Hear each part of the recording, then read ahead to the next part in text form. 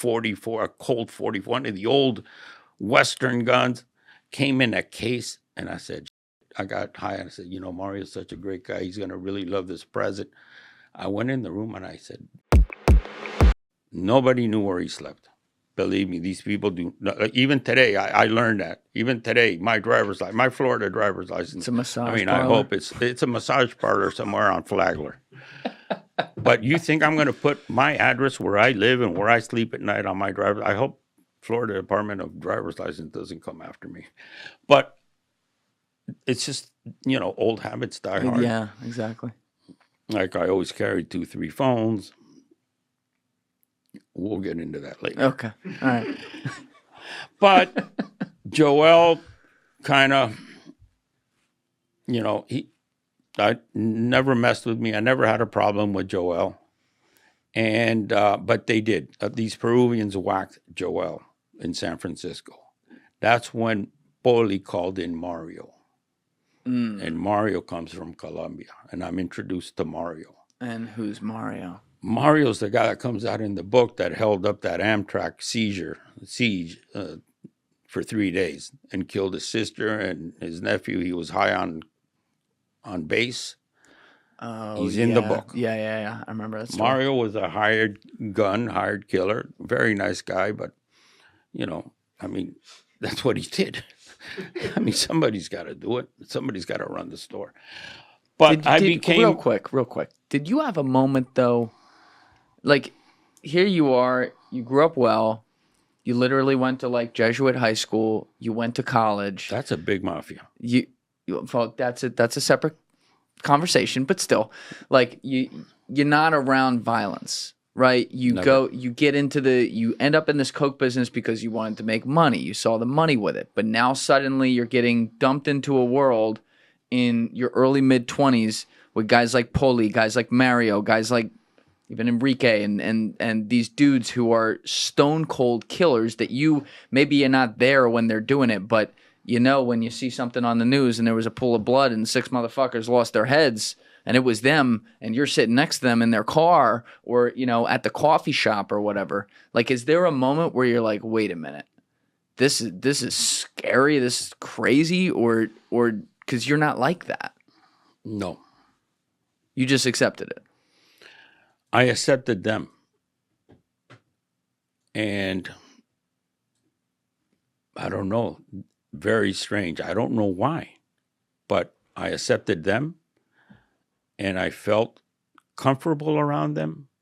I liked them and that they did these things. I didn't really think about it. Did you think the people they did it to probably deserved it? Without a doubt. Without a doubt. Because these people, you knew who they were. And if you elect to fuck with them, that's your choice. And you should be man enough to face up to the consequences. But they never went out looking for trouble. Trouble came to them, and they solved it. Okay. And for example, they killed Joel. 9 Peruvians were involved. Mario comes in from Bucaramanga. He is from Bucaramanga. He actually flew in from Medellin. And, Paulie tells me, how many guys, we got to avenge the, Joel's killing. We got to take care of these guys. He asks, how many guys are you going to need? He says, nobody. I'm going to do it myself. 9 guys in San Francisco. Sure enough, he went out to San Francisco. He whacked these motherfuckers. He whacked 9 of them. Not at the same time. He hunted them down. Guys, if you're still watching this video and you haven't yet hit that subscribe button, please take 2 seconds and go hit it right now. Thank you. Where do you think these guys got it from? Is it just pure product of their environment? Product of their environment and getting good at something takes practice. And they were just good at what they did. These guys were good at what they did. They were some smart motherfuckers. They were sharp. And you talk about that. I read it in the book. I think Jesse even talked about it in the intro. Because, by the way, Jesse's intro is very long. The guy who wrote the book with you, it's very long, but it's very good.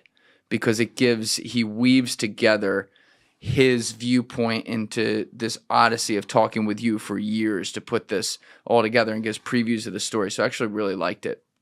But there was something in there where, and you mentioned something like this a few minutes ago, very similarly, where you were like, these guys were good at what they do, and if you're going to do something, you should be good at it. And there is, I think what you said was, there's a job for everything in the world, something like that, and someone has to do it. So yeah, the world needs hitmen, and they were hitmen.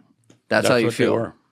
Yeah, and I'm telling you, as I told you last night, I didn't see them. I didn't see Mario as a hitman. I saw him as a friend, and as a person I hung out with every day, and that I liked, and I had certain affinity. And, you know, Easter was coming up, and we were talking, and I say, you know, hey, what are you doing for Easter? He said, what the fuck is Easter? The bunny rabbit with some eggs, you know. I mean, for them, Easter is the resurrection of Christ. Felices Pascuas, but, you know, it's not like a big set. You know, they come from very, very low class, sure, you know, dirt floors. They weren't born in houses with running waters right. and refrigerators. The first thing they do when they make some money is they send their mother in Colombia a refrigerator. Yeah. So I tell Mario, man, you're not doing anything for Easter? You come to my house. And he came to my house. With your parents? With my parents. Wow. And I introduced him as Mario, a Venezuelan. I didn't say Colombian.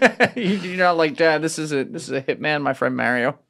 And then afterwards he said, you know, that's one thing about you. You know, I know you come from a golden spoon in your mouth. You were born with a golden spoon in my mouth. I was born with no fucking spoon in my mouth, a wooden spoon at that.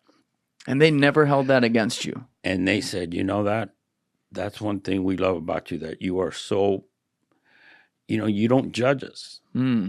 We are who we are. We are Sicario. Most people judge us. You don't judge us. And I never did. I was looking to get accepted by them. Yeah. And, you know, I was just myself. And I don't know how to handle a gun. I don't have guns. You know, one day, you know, Mario, I lived in an apartment in Venetian Island. And I go downstairs in the parking lot and I run into Mario. And he looks at me, what the fuck are you doing here? I said, well, I live here. He says, you live here? I live here also. And he tells me, you need to move out. I go, what do you mean I need to move out? I just moved in. He says, you know what? You're heating up my place. You're heating up the building because you're hot. You sell cocaine. You're hot. I mean, he shoots people, but I'm heating up the building. Thought you were hot. So I, you know, you don't say no. I said, no, okay, well, if you want me to move out, I'll move out. You know what? And he says, okay, let's meet back here later on tonight. So he comes to my apartment, we start drinking and we start snorting. And we start talking, because when you drink and you snort, you start talking talking. And we just started talking. And then I said, I had bought a gun in San Francisco, an antique. Cost me $17,000. I don't know if they took me for a ride or it was actually, but it was a beautiful fucking engraved, like 44, a Colt 44, one of the old Western guns. Came in a case, and I said, I got high and I said, you know, Mario's such a great guy. He's going to really love this present. I went in the room and I said, Mario, I went to San Francisco and I bought you this. And I gave it to him. Tears came out of his eyes. He says, nobody has ever given me anything. So he goes, you know, in our world, when somebody gives you a gun, you have to, as a gift, you have to give him a gun. So he pulls out his Browning and a 9mm, and he gives it to me. And that thing was obviously cocked, ready to go, because he never had it any other way. I didn't know what to do with that motherfucker. So I went in my closet and I put it in the coat pocket of some blazer. I always wear a blazer. And okay, so he left to his apartment, and I left to my, I went to sleep.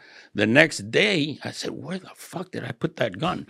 So I went in and I took it out, and I was hungover, and boof, Plaxico the damn thing went off.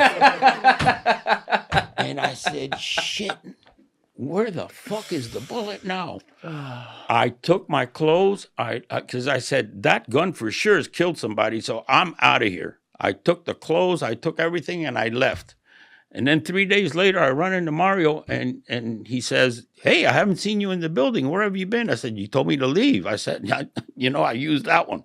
"You told me to leave, so I respect your wish. I left." "No, man, you didn't have to leave. I was only kidding. No. Come back to no, I already moved out." Thank you for watching the video, guys. If you haven't already subscribed, please smash that subscribe button and check out this clip's full podcast episode by clicking here or in the description below.